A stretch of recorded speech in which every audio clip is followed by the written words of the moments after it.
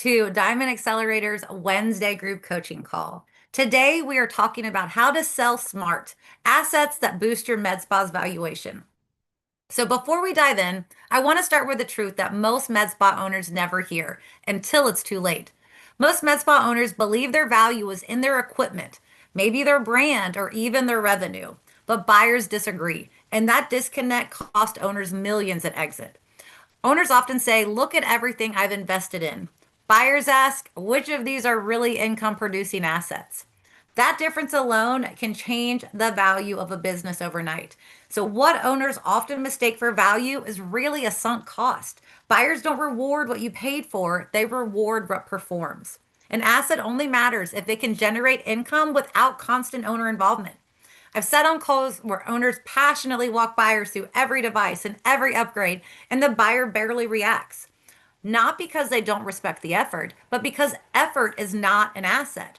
Buyers are trained to separate the emotional investment from financial value. So if you've ever thought, I've invested so much into this business, it has to be worth a lot, this conversation is for you. Today's not about selling your business tomorrow. It's about understanding how buyers actually define assets. So every decision you make from this point forward builds value instead of just building stress, complexity, and exhaustion. Selling smart doesn't start when you're burned out, doesn't start when you're desperate for an exit. It starts when you clearly understand what actually creates value. Value does not equal effort, and value does not equal ownership. Value equals transferable, predictable income, producing assets.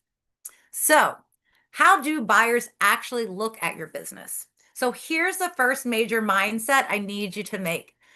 Please understand buyers do not value med spas the way owners do because buyers are not emotionally attached to what you've built. Owners focus on devices they've purchased, build outs they've invested in, revenue milestones, and how busy their clinic feels, how much they personally do. But buyers, they focus on cash flow, margin, risk, repeatability, and how many true assets exist without the owner. Your med spa is not a passion project. It's not a reflection of your identity. It's not an equipment showroom. It is a collection of assets. And some of those assets are far more valuable than others. Buyers mentally separate emotional effort from economic value very quickly. And what feels important to you may be irrelevant to them. Buyers are constantly asking themselves, if I buy this business, what am I actually buying? They want assets that work, not assets that need rescuing. And anything that requires the owner's daily presence is not viewed as an asset. It's viewed as a risk. I worked with an owner who told me no one could run this place like I do. And from an owner's perspective, that felt like pride. But from a buyer's perspective, that was a red flag. The core question every buyer is asking in this, which of these assets can produce income reliably and without the owner being involved day to day? If you think about this and the honest answer today is not many, that doesn't mean you failed. It simply means you know now exactly where you need to focus. Next, let's talk about EBITDA. It is one of the most misunderstood, most valuable assets in your business. So, EBITDA, what does it stand for? Earnings before interest, taxes, depreciation, and amortization. But in short, it's your profit. Think about EBITDA differently. It's not just a number on a report. EBITDA is an income producing asset. It presents the cash flow your business can generate independent of you. EBITDA is the asset buyers are truly purchasing. It reflects how well your assets work together, shows whether your business produces income by design or by hustle. EBITDA tells a buyer how efficient your operation is, how predictable your income is, and how risky or safe the investment will be. Buyers don't buy revenue. Revenue shows activity and volume. Buyers buy EBITDA because EBITDA shows quality of earnings. It answers the question, how much money does this business reliably produce? High quality earnings are far more valuable than high volume revenue. You can own $1 million practice with weak EBITDA and it's not attractive.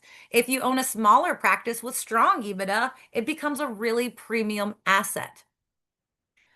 So, how does EBITDA build assets. They don't just grow by accident. EBITDA increases when we watch our labor and it's efficient and it aligns with demand. When providers are fully utilized, they're not just booked. Rebooking is happening consistently and intentionally. Retail packages are integrated into all patient care. There's systems in place that reduce waste, errors, and rework, and the owner's no longer the operational safety net. Each one of these is an asset decision, not a marketing decision. EBITDA grows when assets work together instead of independently. The strong EBITDA comes from simplicity, not constant expansion. EBITDA is built through discipline, not excitement. It improves when systems replace guesswork. It grows when accountability replaces heroics. I once worked with a clinic that added 2 new devices in 1 year, but EBITDA went down. And why? Because staffing, utilization, and systems were never caught up. They added equipment, not assets. EBITDA does not increase just because you buy more things, add more services, or even work long hours.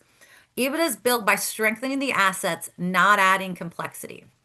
So if EBITDA still feels unclear to you, drop an exit in the chat and I will share our checklist that shows how owners turn their business into a true 5x valuation asset. So, what do buyers look at? If I'm telling you what we don't look at, what do they look at? When buyers evaluate your bed spa, they don't see services, they see assets. Every asset gets sorted into 3 buckets. The first is that cash flow assets, that EBITDA we were just talking about. That is your highest value. They're looking for stable margins, consistent monthly performance, revenue that doesn't spike and crash. These assets tell buyers the business is dependable. Boring, predictable cash flow is extremely valuable. Consistency lowers risk, and risk directly affects valuation. Cash flow assets are what buyers build their offers around. The strong and more predictable these assets are, the higher the multiple. Without strong cash flow assets and clean numbers, nothing else matters. The second bucket, operational and those intangible assets. Now, this is where valuation multiples are created. These assets include systems, SOPs, memberships, and reoccurring revenue models, layers of leadership well beyond the owner, clean, reliable financials, KPI that's visible and the team is held accountable for. These assets protect your cash flow. These allow the business to scale without chaos. They ensure performance continues even when people change. Operational assets make cash flow durable, and these reduce reliance on any single person, aka the owner, and they turn effort into structure. So finally, the third bucket, those are your tangible assets. That's actually your lowest impact. This is where your devices come in, the equipment, the build out. These are supporting assets, not primary valuation drivers, unless they're clearly improve your EBITDA. So tangible assets without a utilization, they're neutral, negative, and even can be a liability. Buyers don't discount. They want to see what performs. So here's the rule buyers will live by. If it doesn't increase EBITDA, it's not a core asset. In simple terms, if it doesn't make money, it doesn't make sense. So, what do we do? What are these intangible assets? How can we get this premium? Let's slow down and take a minute because this is where smart owners separate themselves. Buyers pay more for these intangible assets because they reduce dependency on the owner. The most valuable asset includes labor efficiency, every role producing at least 3 to 5 times its cost. Recurring revenue. We have memberships in place, packages, also, documented systems. It's not just living in the owner's head. The systems are in place for the team to follow. There's layers of leadership. The books are clean and KPIs are tracked, reviewed, and acted on. These assets reduce uncertainty. Uncertainty creates risk. Risk lowers your valuation. So these intangible assets create confidence for your buyers. Confidence increases offers. The more confidence you create, the more leverage you have. A business that runs without the owner becomes transferable. Transferability equals valuation, and the fewer questions a buyer has, the higher the multiple. So let's talk about the most misunderstood category of assets, devices. Owners love devices because they feel tangible and impressive. Buyers are cautious because devices can easily become liabilities. Here's why. Your device depreciates quickly. Many of them are leased or financed. The technology's always evolving. Utilization can be inconsistent, and staffing and marketing are not frequently underdeveloped, are frequently underdeveloped. A device sitting idle doesn't just fail to add value, it creates drag. It ties up capital, increases overhead, and adds operational complexity. Buyers notice this immediately. Idle equipment is not neutral. It actively harms your valuation. It signals poor planning and weak asset management. Buyers factor this risk directly into their offer. So I once reviewed a practice with over 500,000 in devices and less than 40% utilization. So on paper, it potentially looked impressive, but in reality, it lowered valuation because it increased risk. Here's the hard truth. A $200,000 device with no utilization is not an asset. It's a liability. Buyers don't ask, what do you own? They ask which assets reliably produce cash flow without the owner's participation. So, what do we do with this device? When does it become an actual asset? So when tangible assets actually become real assets, it's because we're using them effectively. So a device becomes a real asset when we can show return on investment. It's documented, it's repeatable. We're driving those packages. You can see where it's driving reoccurring revenue. Patients are coming in for their maintenance. We are marketing it correctly. It's going to improve your EBITDA because the big selling point, how we ever got roped into buying these devices, is because we can see the amazing outcome and the low COGS, which we all love to see. And we know that's going to increase our profit margin. So they can be very, very beneficial if used correctly. Next, we want to make sure you're fully staffed. Are you scheduling it properly? We should not be giving providers an extra 45 minutes to flip their room. We want to make sure these devices are booked consistently and efficiently. We want to make sure it's marketed intentionally. Does everyone know what your device is? Do they know what it does? I can assure you, most patients have no idea the name of most devices. They know outcomes, they know what they're looking for, but if we're marketing it correctly, we're giving them all that information so that we can turn this tangible device into a true asset. And then finally, it always comes back to we cannot be dependent on the owner. The owner can't be the only one that can use the device. So we want to make sure throughout the clinic, everyone is trained. We can schedule it. It is scheduled efficiently, and we're driving that revenue.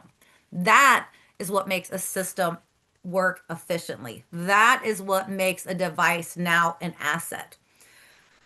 Ownership is passive. Just owning that device, it doesn't do anything for you.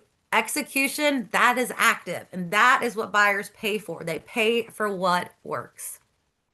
Now, there are some actual silent valuation killers. So we're talking assets, we're talking about what they want to buy. What about the assets that buyers discount?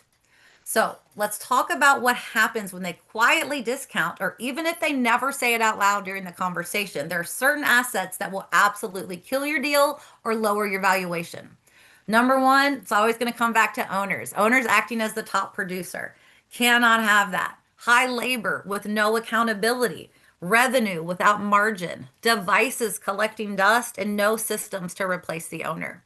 Buyers rarely argue about these. They simply lower the multiple or they walk away entirely. And what feels manageable to an owner often feels risky to a buyer. Every discounted asset compounds risk, and every risk reduces your valuation. Buyers don't negotiate risk, they just price it. So here's a reflection question I want you to sit with. Which of your current assets would a buyer actually discount today? And if you want help identifying that clearly, drop an exit in the chat and I will send you our valuation readiness checklist. You can also DM us directly if you're on IG with exit, and we'll do that as well. So, what do we do? What is the right way? So, the correct order to build assets is starting with labor efficiency utilization. We have to build from the basics. It's not that med spa owners lack assets. It's just they build them in the wrong order. They want to start with devices, expansions, but we got to start with the basics. Labor, reoccurring revenue models, systems, SOPs. leadership in place well beyond the owner, KPIs that are visible, targeting, talked about within the clinic. And then, and only then, the final piece is your devices and the possible expansion. When assets are built in this order, the valuation becomes predictable. The business becomes easier to manage and easier to sell. When they aren't risk compounded, when they are, the risk compounds and buyers notice that. This order protects your cash flow first, then it protects continuity, and then it supports growth. So we have the systems, we're working it out, and then we bring in devices, and then we do the expansion. So I want to bring this home. Selling smart is not about owning more. It's about owning the right assets. You don't just sell your med spa for what you own. You sell it for the assets that it produces without you. Buyers don't reward effort. They reward structure. They don't reward hustle. They reward predictability, and they don't reward ownership. They don't care about the devices. They reward transferable income producing assets. So if selling feels far away, that's actually your advantage because the best time to build assets is before you need to exit. So if you want our checklist that outlines the assets buyers actually value, what increases your multiple, what reduces that risk, and how owners position for a true 5x valuation, drop an X in the chat and we will send it to you. Smart exits aren't lucky, they're built asset by asset intentionally. I did go a little quicker than typical today, so I definitely have time for some questions. I do want to make a point out to all of our team on, if you're on Instagram, you can send exit. We automatically have your information. We know exactly where to send it. If you are sending, if you would like it and you're in our Zoom link and you're putting exit in our chat, if you could also put your email address in there, that would expedite the process and we can get that document to you much, much faster.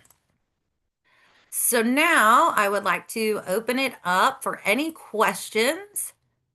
Let me bring my chat open and say hi to a few people. So we have Jan, we have Renova Aesthetics. Thank you for joining. Infinite Beauty, Skin Detective. Appreciate you all being on the call today. Anybody that does put exit, please again, put your email. That will make it a lot quicker for us. All righty. So question in, if I am still the top producer, how do I start removing myself without hurting revenue? That is a great question. And this is one of the most common and most important questions that owners ask. The goal is not to remove yourself overnight. The goal is to turn you from the primary income source into a system supported asset. And you do that by gradually shifting your role from revenue producer to revenue multiplier. Now, what does that mean? Documenting how you consult and sell, training your providers to replicate your outcomes, standardizing treatment plans and pricing, putting KPIs around performance so revenue isn't personality driven. I've worked with owners who were absolutely terrified to step back, and within months, revenue actually increased because the business stopped bottlenecking through one person. And from a buyer's perspective, the less revenue that's dependent on you, the more valuable your business becomes. Owner dependency is impressive to buyers. It is risky. Reducing that risk is one of the fastest ways to increase your valuation. So thanks. It's a great question. What else do we have here? Fastest way to improve EBITDA if I want to be exit ready in the next 12 to 24 months.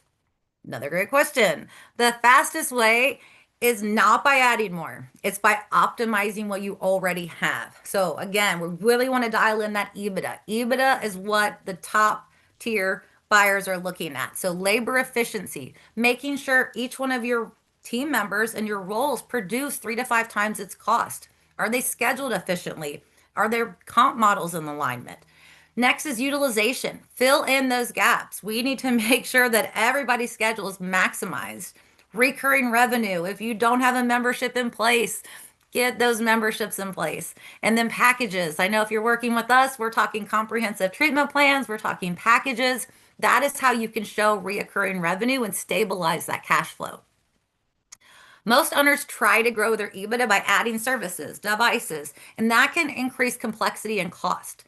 Buyers care about margin, predictability, not how many offerings that you have. So if you focus on tightening systems, improving your rebooking, increasing average spend per visit, reducing owner involvement, your EBITDA can significantly improve in a very short window. And that is what buyers want to see, an upward trend, predictable EBITDA, and that's going to tie in strong to your assets. Um, okay. And again, exit in the chat or your email for us to send that document. Can you comment on age of owner, founder, and how long you need to stay?